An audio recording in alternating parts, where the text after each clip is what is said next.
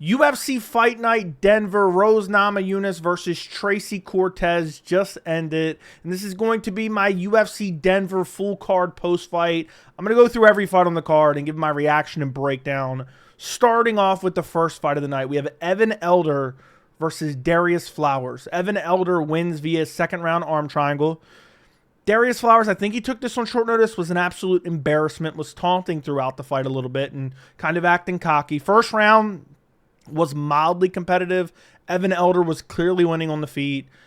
At one point, Darrius Flowers threw a knee, fell backwards, scrambled, almost ended up on the back, got shook off and beat up for like the last 30 seconds. Clearly lost round one.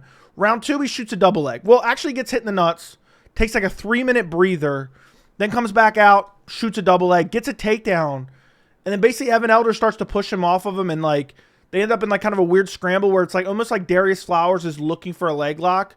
But clearly he's exhausted. Clearly he doesn't have the stamina to really try to, make his way back to the feet. So he just lays there, eventually takes some shots to the body, and then eventually Evan Elder just moves into position and takes an arm triangle. And Darrius Flowers had nothing to offer. His stamina was gone. He was getting beat up. And it's crazy because I actually think Darrius Flowers has some potential.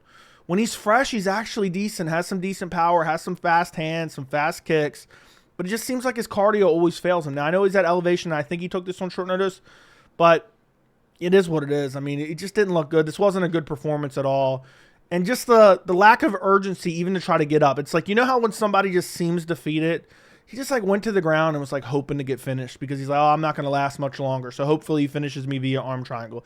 That's basically what happened here. Like he was laying there, and Elder was just ground and pounding his body at one point from guard.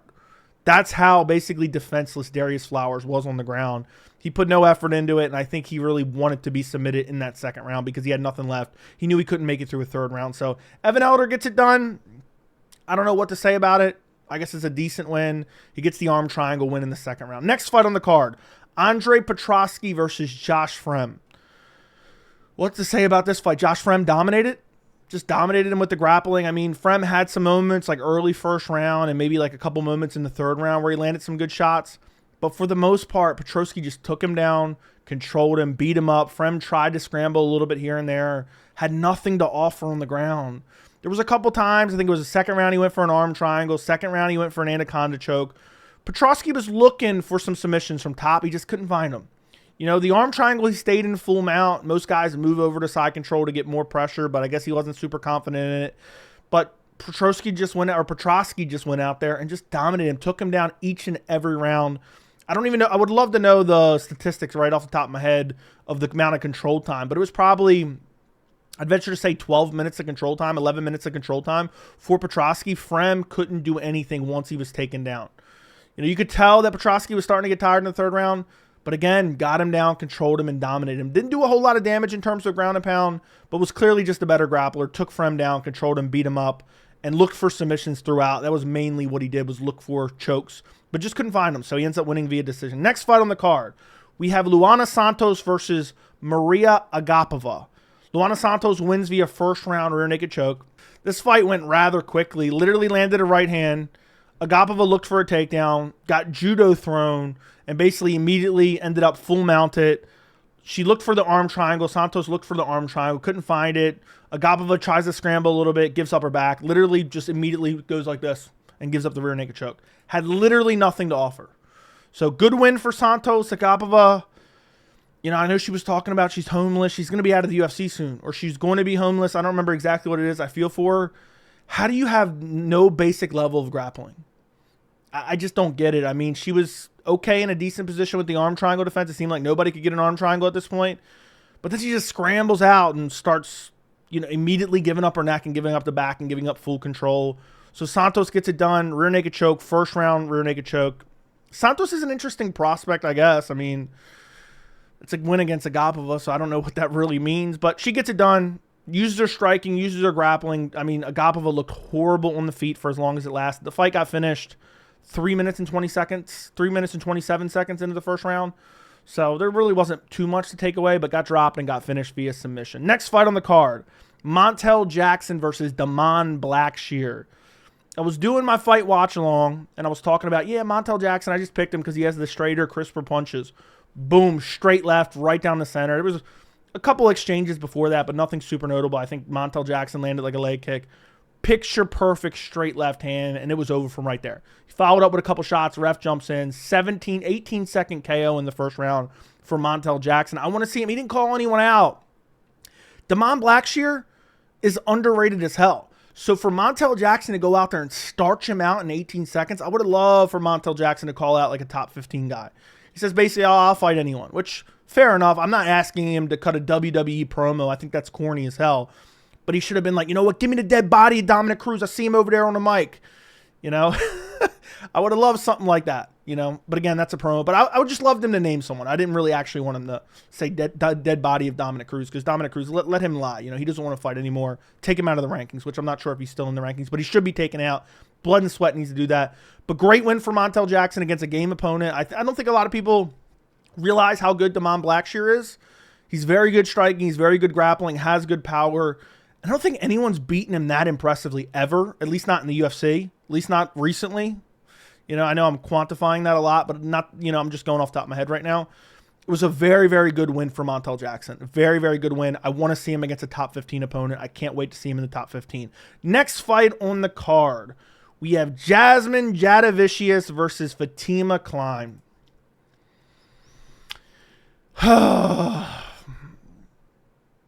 Jasudavicius wins. I had her winning 30-27. She won via unanimous decision. Fatima Kline looked okay early. She was landing some decent shots, got a takedown, got full mount, immediately gets out-scrambled, ends up on bottom. Jasudavicius starts landing a couple decent ground and pound shots. There was a couple shots that were kind of like sketchy towards the back of the head. There was a knee in the crucifix that landed to the head, but Jasudavicius won. And then the second and third round was pretty much more the same. There were some striking exchanges.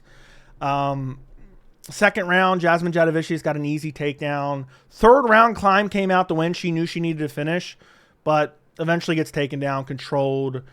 And that was pretty much it. I mean, I think at the end of the third round, Kline scrambled out and started kind of, you know, looking for something. I think she looked for a submission or something like the last 10 seconds, but it really wasn't anywhere, if I'm even remembering that correctly. But Kline just wasn't good at all. She was literally just, outside of the first round, she was nothing. She had nothing off her back. I mean, you could just see, like, she wasn't prepared for this fight. You know, it's crazy saying this in a Jasudavicius fight. There's levels to this game. And when Jasudavicius would push her up against the fence and start looking for a takedown, Kline was like, oh, just melting to the ground. It was an embarrassing performance. I think she took this on short notice as well. I really should know this off the top of my head, but I don't right now. It's damn near 3 a.m. But Jasudavicius basically out-grapples her for 3 rounds. I do like that Kline came out and looked kind of aggressive in the third round before she got taken down.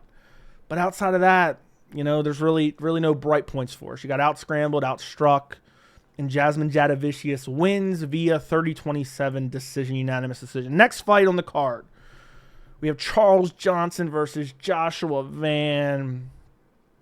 Man. Joshua Van gets KO'd in the third round. Great fight. I think I had it 1-1 going into the third round. I did have it 1-1 going into no, I actually had it. I'm wrong. I had it 20-18 going into the third round. It was a close fight though. First round, Johnson was winning early. Van was coming back. Van kind of always has a slow start. Had a slow start. Started landing some good combinations.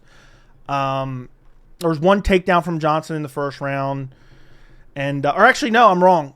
There was one takedown from Van in the first round where he caught a kick and kicked his leg out from underneath of him.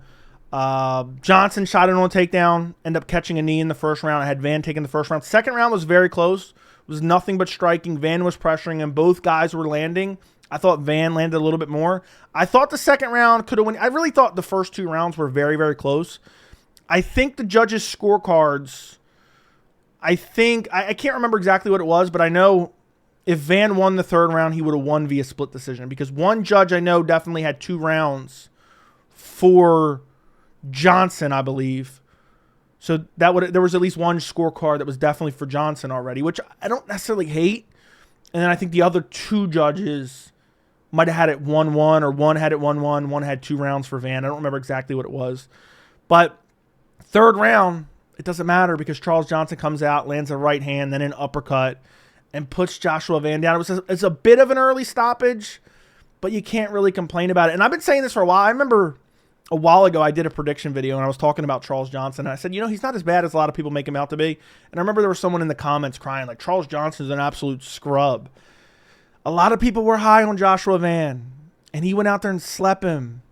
And it was super competitive on the feet. And, when they did grapple a little bit in the first round, it was competitive in the grappling.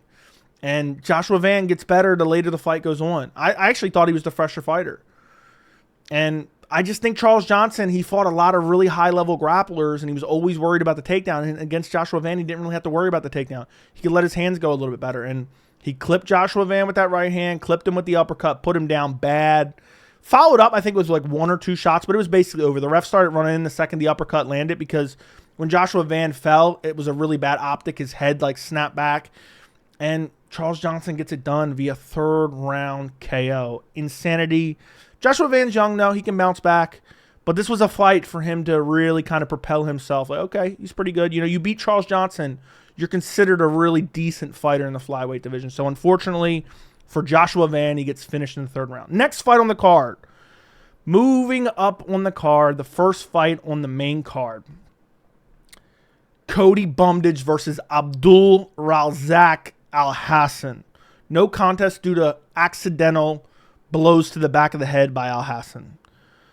I want to sit here and rant and rave to you about what a bum Cody Brundage is, okay? I want to sit here and rant to you and say, you know what?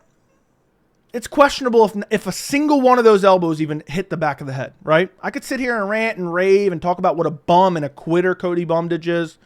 But instead of doing that, the reason I'm late recording this post-fight is because I went and recorded the fight, the important sequences, and then I slowed them down so I can show them to you. And I am not kidding when I say, and we're going to break them down one by one because there's a couple that are questionable. I think you could make an argument that not one of these really impacted the back of the head at all. So just to go over the fight real quick before we get into the slow-mo of this. Cody Brundage basically comes out wild, shoots for a takedown, nasty elbows up against the fence, Travis Brown elbows if you're an OG fan, or more recently Pereira Yuri elbows. And basically Cody Brundage was done from there. He was hurt bad, he was down, Alhassan was swarming him. Alhassan starts throwing elbows, and Big Dan warns him a couple times, but none of them actually landed. And then one of the final ones that landed, it looked really bad. The optics looked really bad. Big Dan steps in, Cody Brundage starts, I could tell he was quitting right away. He has a history quitting. And if you want me to make a dedicated video on Cody Brundage and him looking for a way out, let me know, because this isn't the first time he did it. He did this against Jacob Malkoun as well. Luckily, he only got a no contest here, so he didn't get a double paycheck for this absolute horseshit.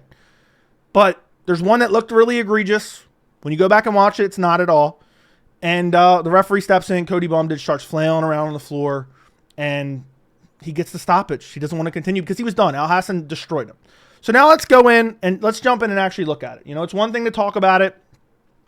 This is the finishing sequence. Now we're going to look at the elbows up against the fence as well, but we're going to look at them second because UFC showed them on the broadcast in slow-mo. So I recorded those as well, and then I slowed them down just a hair more. But these are the elbows that I feel like a lot of people are pointing out. They're saying, look, the ones that they showed on the broadcast maybe weren't that bad, but the ones before it, he landed a bunch to the back of the head. And everyone's saying that with no slow-mo replays, because when I initially saw the slow-mo, I was like, both of those were relatively good. But people are saying it was the ones before that. So we're going to show pretty much every elbow that we have a clear view of, okay? That looked like it could maybe be iffy. These are pretty much all the notable elbows from this fight. Watch this. The first one's a little bit questionable. But again, you have to remember, if you're wondering what back of the head shots are, it's a mohawk. It's a mohawk. So as long as you catch the side of the head at all, essentially it's a legal blow, okay? It's like a 3-inch or 4-inch strip on the back of the head is what's considered the back of the head. So this first one is a little bit questionable, but again, this is not the one Big Dan thought was illegal. We're going to go through them one by one in slow-mo. So right there, you kind of have it, okay? It was a little bit questionable. Why did that not look as slow as I slowed it down in slow-mo? Let's actually change this a little bit as I'm changing resolution. Let's go to playback speed. Let's slow it down a little bit more. Maybe I'll have to speed that back up. But that one looked a little bit fast. Maybe it's just because of my edit. So let's look at this next one. Clearly to the side of the head here. Clearly to the side of the head. I know people will say, oh, it's a little bit here. No, basically right here is the back of the head, okay? Basically right there. Okay, so there's the second one clearly to the side of the head. Let's look at the next one. Now, this one's a little bit weird because Big Dan walks in front of it, but it catches the arm and then catches the side of the head. So Big Dan walks in the way, and then now the camera gets a little weird here. Now, these ones are hard to tell, but watch. Most of them hit this arm over here. Most of them hit this arm. Watch. So look, hits the arm. Okay, I know I'm pausing this quite a bit, but I want to go through these elbows one by one because I know there's going to be someone in the comments. Joey, there was 20 illegal elbows. So hits the arm. Watch this next one. Again, this one is now under the armpit. So this one's not even close to a back of the head shot, right? And he throws like a hammer fist off that one, right? So now he starts throwing some punches. So now we get into a couple punches here. We can't really see that one, but I'm assuming they're illegal because Big Dan has no reaction. So now we get to the final some elbows, okay? So we can't really see that one. We don't really know on that one. I'm assuming it's legal. Big Dan's looking right at it. Here's his shoe right here. I'm assuming he's looking right at it. It's legal. And that's not where he stepped in. And Cody's kind of turned on his side. He's throwing a punch there. Okay, here's some questionable ones. Look, that one comes across the top of the head here. Watch this one. Let me rewind it a little bit. That one lands to like the arm, and then his forearm kind of comes across the top of the head here. Look, you see? It just runs across the top of the forehead. I think that landed to the side of the head right there, okay? Okay, now we're about to get into the ones that are supposed to look really bad. Let's take a look at this. So that one totally misses. I hate to keep rewinding this, but I know there's going to be people talking about these. This one misses, and then the forearm runs along the base of the back of the head. There's no impact. There's no impact. Look, just totally misses. Totally misses. Then here's the ones I believe is right, but I think these are the last 2 or 3 before Big Dan steps in. So look, clearly to the side of the head. Perfect with the side of the head. The back of the head's over here. Okay?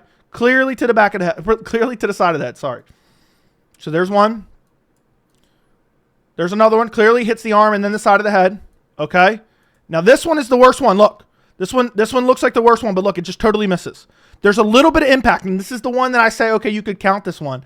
But this doesn't do any actual damage. And I know, oh, it's easy for you to say, Joey, but you could watch it totally miss. Look, it totally misses. There's the impact point right before that, and it just totally misses.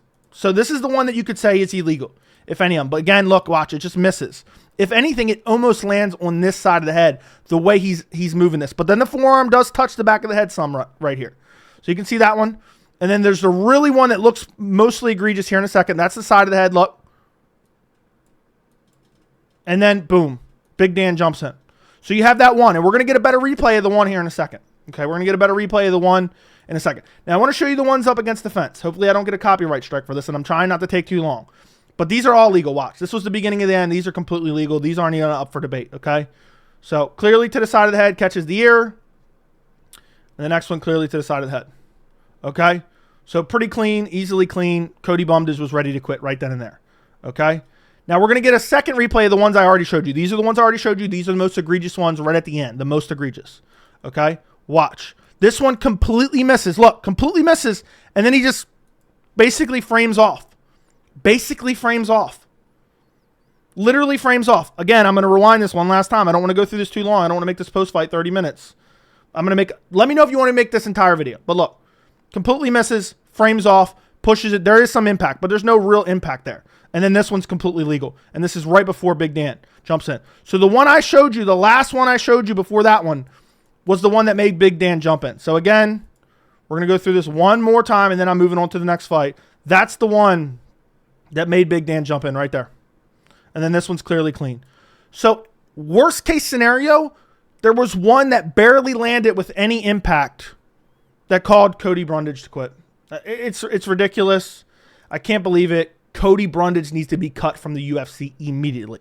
Let's move on to the next fight because Cody Brundage, I'm infuriated. Again, let me know if you want me to make that I'm saying independent video. Let me know if you want me to make that dedicated video on Cody Brundage. Next fight on the card. Julian Erosa, Christian Rodriguez. Julian Erosa wins via first round guillotine.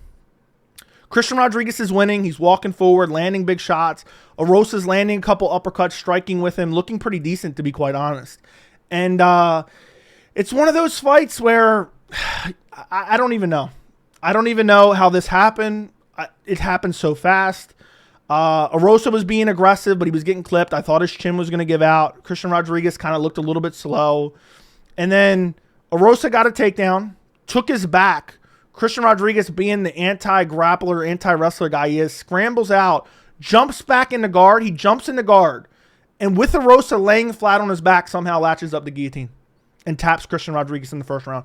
Great win for Julian Erosa against a guy in Christian Rodriguez who's kind of been killing off prospect after prospect. He now loses to the old man in Julian Erosa. And it's like, it's crazy because there was 10 seconds left. And he jumps into that guard. And he ends up getting guillotined with like 10, 15 seconds left. And I still can't get my mind off that bitch Cody Brundage. It infuriates me, guys. It infuriates me that this dude is getting away with this. He's a clown. He doesn't want to be in here. Cut him from the organization. Anyway, Christian Rodriguez gets guillotined in the first round. I guess it's payback for missing weight. He misses weight. Now he gets finished by Julian Erosa in a fight that I thought he was winning. It was a competitive fight. It was a crazy fight. I thought he was winning, though. So, Christian Rodriguez, what's more to say other than he didn't miss weight this time. He's up at featherweight. He looked kind of sluggish. I think Erosa said in his post-fight that he thought Rodriguez was a bantamweight. And it is what it is. It is what it is. I don't know what more to say about it. Julian Erosa catches him in a guillotine. Rodriguez probably needs to, figure his situation out and maybe move back down to bantamweight if he can, if the UFC allows him, if he can make the weight. But great fight while it lasted. Both guys were landing. I thought Rodriguez, there was a couple times Erosa had his arms down and Rodriguez landed a couple really good shots, and I thought, oh, he's going to put him out soon.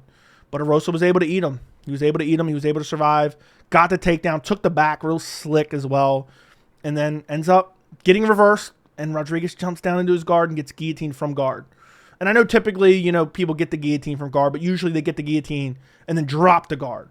It's not like somebody's in their guard and they latch up a guillotine. That's very rare to see. So Rodriguez needs to brush up on his jiu-jitsu, but Julian Erosa has a really good guillotine. Next fight on the card, Gabriel Bonfim versus Ange Loosa. Bonfim just beat the shit out of him for 3 rounds. Loosa had some moments. First round he was looking to grapple, and Bonfim really was just knees in the clinch all fight. There was one moment in the first round where Bonfim dropped him with a jab, but outside of that, it was Loosa getting beat up on the feet, getting knee to the body, knee to the head at one point, eating some good shots, good body attacks from Bonfim throughout. Really, it was the knees over and over and over again. And after the first round, Loosa really wasn't trying the grappling anymore. So he really didn't have any success. There might have been once or twice Loosa mixed in he did mix in some of the grappling, but he had no success with the grappling after the first round. After the first couple takedowns where Bonfim got right back up, it was, it was just, there was no actual success in the grappling. Because I think he did get a takedown in the second round. But Bonfim just got right back up. And I thought Bonfim might gas. There was a couple times where he kind of got taken down off guillotine attempts. But he scrambled right back up because he didn't care. He did not respect Loosa's top game at all. Pause. So Bonfim beat him up, knees to the body, lighting him up on the feet. I'm beginning to think the gloves are broken. I know Loosa's not a super chinny guy by any means, but Bonfim was landing some good shots. But he's mainly beating up the body. Body kicks, knees to the body. Had a couple good leg kicks throughout. Loosa landed a couple good shots, like a left hook. I remember at one point he landed that I thought stung Bonfim a little bit, but he ate it and kind of continued to fight. Good win from Bonfim. Good kind of rebound fight because Loosa's actually better than a lot of people give him credit for. So good rebound fight for Bonfim. He gets it done. I think one judge had it 29-28 for... No, not for Loosa. One judge just had it 29-28 and I think gave the first round to Loosa. Bonfim clearly won all 3 rounds. First round was most competitive, but Bonfim clearly won all 3 rounds. Outstruck Loosa. Just would clinch up. Muay Thai clinch nonstop and just... The knees he was throwing, one time he missed one because Loosa backed out of the clinch. And it literally went above his head. He threw it so hard. He was throwing all his body weight into the knees that were just abusing the body of Loosa. So good win for Bonfim. Next fight on the card, Drew Dober versus Jean Silva. Damn, what a fight this was, boys. The featured fight on the card. Jean Silva. I want to say he brutally finished Drew Dober, but he didn't. But he kind of did. It's technically a doctor stoppage in the second round. Or third round, actually. Damn, Jean Silva on short notice up a weight class just brutalized Drew Dober. Won every single round. I mean, it was craziness. This fight was crazy. It was absolutely crazy. The first round, Silva throughout the fight, honestly, not even the first round, Silva throughout the fight would have moments where he was backing up and just shelling up with a high guard. And then there was other moments he was moving forward with his hands down at his waist, throwing kill shots. and he was using his head movement and avoiding Drew Dober. First round, landed some body kicks, landed a flying knee, cut Dober, started to cut on Drew Dober, was landing good punches, and Silva was just clearly faster. The second round was a crazy round, okay, because Dober was arguably winning. It was a close round. I was probably going to lean Drew Dober, but I thought maybe you could give it to Silva as well. At the very end, Silva lands a step-in elbow and then a spinning back elbow that wobbles Dober badly and makes the cut even worse. Even worse. It was nasty. It was nasty. And clearly Silva won the second round. And there was a moment in the second round where he almost KO'd Dober, and I say that kind of lightly because he kicked his leg out from underneath him. Dober went to one leg, and it was almost like an MVP Diego Lima finish. Silva threw a nasty uppercut, but he missed. But almost finishes him at the tail end. Lands a spinning back elbow, stumbles him backwards. There's like 2 seconds on the clock. He's attacking him viciously. Dober saved by the bell. Third round, Dober comes out, but they checked the cut in between. It was already pretty nasty. And Silva says, you know what, I'm going to go right back to these elbows. And Dober's being super aggressive, marching forward, has a crazy chin. I don't know how he was eating these shots. And a couple elbows land from Silva, drops Dober at one point. Dober gets up, and Silva's just pointing at his eye. And the ref's like, keep fighting. And you can see, even from a distance, the eye looked atrocious. And then finally they fight for maybe another 10 seconds, and the ref finally jumps in. I think it was her, but I can't remember for sure. And the doctor, I knew as soon as they stopped, I said, this fight's over. This fight's over. They stop it. The doctor comes in and says, no, he can't continue. It was a nasty gash. It was like about to flap down into his eye. It was filthy. And they needed to stop this fight. This was a really nasty cut above the eyebrow. Drew Dober, as always, has an amazing chin. The pressure was crazy. Jean Silva looked incredible tonight. I can't wait to see what he does in the 45-pound division because he's up at 55 against Dober. Lightweight Dober, who has an amazing chin, and he's putting him away, basically. I think he would have finished him even if they didn't stop the fight for the cut. So Silva winning all 3 rounds against Dober in elevation, up a weight class, in the third round even. And, you know, has a very interesting fight style. So I can't wait to see where he goes from here. Incredible win for Jean Silva over Drew Dober. I can't say enough good things about him. And what a wonky style. I think it threw Drew Dober off a little bit. Because, again, Silva would back up against the fence and shell up, like super high guard. Like Alistair Overeem after he lost his chin. And then other moments, he'd just drop his hands by his side and start walking forward and throwing wild, crazy shots. So Silva gets to finish in the third round. It's doctor stoppage. I think he would have finished him anyway. Incredible performance. Next fight on the card. Co-main event, Santiago Ponzinibbio versus Muslim Salikhov. Muslim Salikhov wins via split decision. Honestly, I didn't hate it. I thought basically all 3 rounds could have went either way. It was a garbage fight. I scored the first round for Ponzinibbio. I thought he landed better shots. At one point in the first round, there was a couple left hands that Ponzinibbio landed. No, actually, I think that was in the second round. Sorry. The first round, I thought I'm sorry. I'm confusing rounds now. Ponzinibbio, I scored the first round for. Just barely. I thought he landed a little bit better shots. Second round was clearly Muslim Salikhov, which I think was the only round that was rather clear. It was still close. But I thought it was clear because there was like 2 left hands from Salikhov and then a spinning heel kick. And then he doesn't attack him. I actually think he stung Ponzinibbio. Ponzinibbio was like basically running afterwards and never really went after him, gave him every opportunity to recover. Third round, both looked like shit. I thought Ponzinibbio was whiffing on air a lot. I thought Salikhov was whiffing on air a lot. I thought Salikhov landed maybe a hair more. And then the last 40 seconds of the fight, it seemed like Salikhov was completely exhausted. Ponzinibbio decides to shoot in on a takedown and just sniff Salikhov's balls for the last 30 seconds. And I'm like, you know what? I think that probably goes to Salikhov. So I scored him for 2 and 3. I wouldn't hate you if you gave it 30-27 to Muslim Salikhov. I saw the odds at the beginning of the third round. I said, what? I need to bet on that because it was like negative 5,000 for Ponzinibbio. I'm going to be honest, Ponzinibbio is a shell of himself. Muslim Salikhov, we know he's like 40-some years old. It's sad, man. I remember at one point Ponzinibbio was like looking like a welterweight title contender. I think this was around the time Robbie Lawler first won the belt. And then he was sick and out for like a year and a half, 2 years, and he's just never been the same. I think it's time for both of these guys to retire, to be quite honest. Embarrassing performance by both guys. I was distracted by Muslim Salikhov's hairline the entire time. Felt like it was airbrushed on and not in a good way. And yeah, this fight was, I know people are going to cry robbery, I feel like. I mean, I don't know if anyone's honestly going to care. It was such a shit fight. I didn't see a lot of people in chat crying robbery, but I think a lot of people thought maybe Pons won. I really thought it was a debatable fight. Again, I had 2 and 3 for Salikhov, but just barely. 2 I thought was the only clear round, and Salikhov took the second round. So that's it. That's all I have for the co-main event. Moving up on the card, the main event, Rose Namajunas versus Tracy Cortez. Rose Namajunas wins via decision. I think one judge had it 48-47. What was he staring at the whole time? Tracy Cortez's asshole? It's clear 49-46 or even 50-45. Rose dropped her with a left hook in the first round. And instead of waving her back up, follows her down, does no damage. Knocked her eyelash off. How are you allowed to wear a fake eyelash in the fight? By the way, the simps of Tracy Cortez acting like she's good is crazy. The UFC's pushing it because they're always looking kind of for like the next Ronda Rousey, mildly attractive fighter who they can push, you know, to the like a partial incel fan base who will simp all over and promote her for them. I mean, there's levels to this game. There's levels to this game. And I think she looked like shit, man. I thought she looked like shit. Like Anthony Smith afterwards was saying, yeah, she needs to go up in the rankings after this performance. She looked like shit. The only round you could give her was the 5th round. She landed like 2 good shots. And I thought she embarrassed herself in the 5th round. She's pointing to the center like she's Max Holloway. And then Rose doesn't really engage in that. And then the last 10 seconds, like literally right after she does that, she clinches up when she's having the most success she ever had. Basically, the first round, Rose drops her, controls on the ground. Second round, Rose is kicking the legs, lands a head kick. Cortez got like 1 or 2 takedowns throughout, but immediately scrambled back up. Rose took full mount multiple times. When Cortez did scramble out of the full mount, she had her toes in the fence.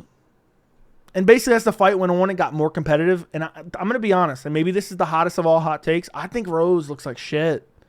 She looked good in like the first 2 rounds. She should have blew Tracy Cortez out of the water.